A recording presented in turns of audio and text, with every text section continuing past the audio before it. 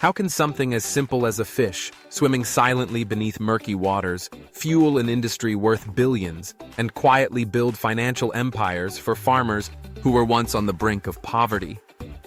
Beneath the surface of quiet, rural landscapes, far from the bustle of stock exchanges and gleaming tech campuses, another kind of economic revolution has quietly taken root.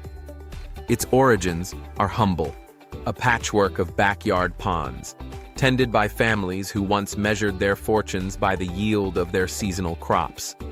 Here, in villages dotting the landscapes of Eastern Europe and Southeast Asia, a silver-scaled fish, the carp, has become the catalyst for a transformation that few outsiders have noticed. But this is no ordinary tale of fish farming. It's a story of ingenuity, relentless adaptation, and the reinvention of what rural prosperity can mean in the 21st century. In places where hope was once as seasonal as the rains, carp farming was, at first, a matter of survival. Ponds offered a buffer against droughts or crop failures, something to feed the family or sell at the local market. Yet, as the world's appetite for protein grew and urban populations swelled, some saw an opportunity where others saw little more than mud and minnows. The breakthrough came not just from farming more carp, but from reimagining how carp could be raised, harvested, and ultimately monetized. Enter Biofloc technology, or BFT, a term that once sounded like science fiction to the uninitiated. This method, now at the heart of the carp revolution, leverages the power of beneficial microbes to transform waste into protein-rich feed. Instead of relying on costly filtration or constant water changes, Biofloc harnesses probiotic bacteria that break down fish waste, purifying the water and generating nutritious biomass that carp can eat. The result? Cleaner tanks, healthier fish, and dramatically reduced feed costs. But more than that, BFT has shattered the old limitations of density. Where a traditional pond might have supported a handful of fish per cubic meter, Biofloc systems now boast densities of 200 to 300 carp per cubic meter without sacrificing water quality or animal welfare. With water quality managed in real time, thanks to a new wave of Internet of Things, IoT sensors, farmers found they could push the boundaries even further. Automated feeders, oxygen monitors, and smartphone alerts replaced guesswork with precision. A single acre, once thought to be a modest asset, could now yield over 50 tons of market-ready carp each year, a tenfold increase that turned quiet ponds into high-yield biological factories. But the real secret to the carp economy wasn't just in the fish themselves. Visionary entrepreneurs looked beyond fresh fillets and live sales. They saw the hidden potential in every scale, bone, and drop of water.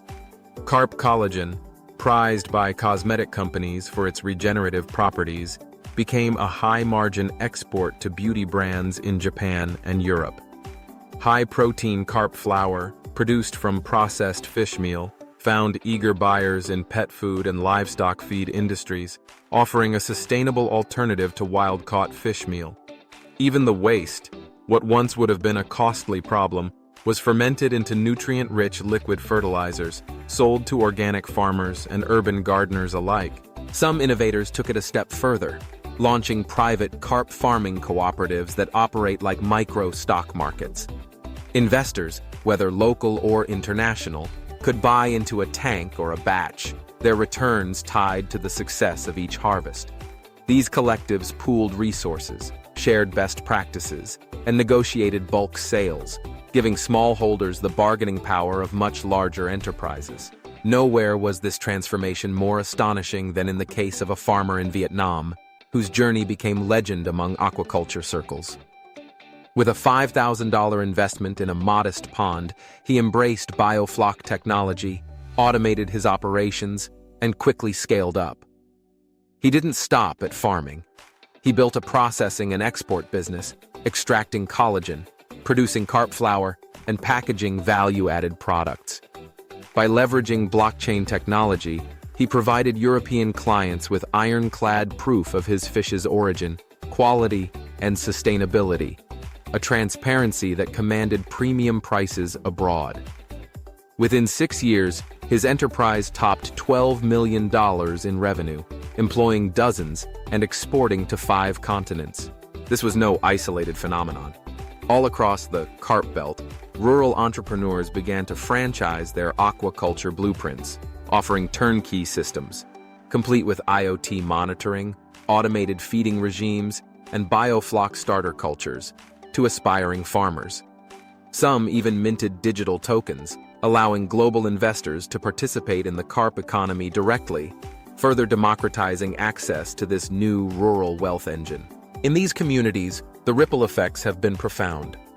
Local economies, once tethered to the whims of weather and commodity prices, now pulse with a new sense of possibility. Young people, who might once have left for city jobs, are staying home to manage sophisticated aquaculture operations.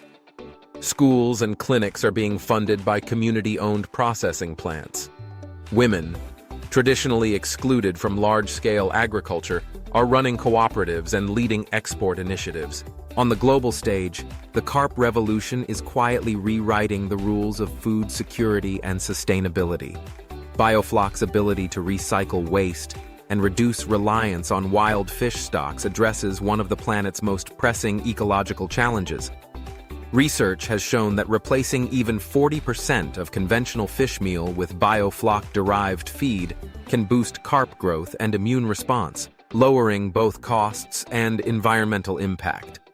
Meanwhile, blockchain-enabled traceability reassures international buyers, meeting the growing demand for ethically sourced, transparent supply chains. What's perhaps most extraordinary is how invisible this revolution remains. In a world fixated on tech unicorns and urban innovation hubs, these so-called aqua-billionaires operate far from the spotlight.